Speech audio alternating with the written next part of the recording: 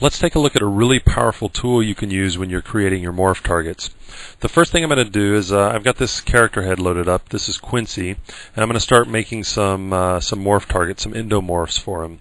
So I've got the M selected for morph. I'm going to make a new morph and call this brow dot, and of course the period or the dot represents that that's going to be a section in my hierarchy of my morphs. So brow dot, let's do up underscore both, because I'm going to move both brows up.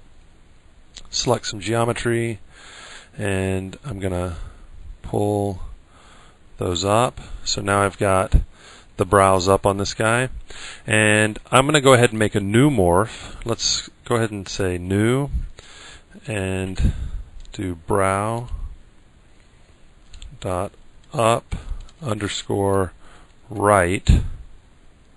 Okay, so now I'm in a new morph.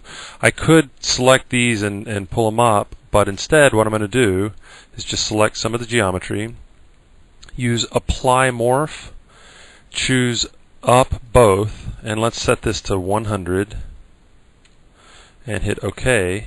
And what it does is it takes the information from brow dot up both and applies it to the selected geometry that I have. Now what's pretty cool is I can come over here and do the same thing on a new one, so that now I have 3 morphs based off of one. But something that a lot of people don't use that's pretty handy is if we come over here and say new brow dot down underscore left and select some geometry here and go to apply morph and pick, well, we can go ahead and pick the brow up, but instead of having a positive value here, I'm going to have a negative value. So negative, let's do 75 and hit OK. So now I've taken that information from the brow up and just applied it in the negative, which brings it down.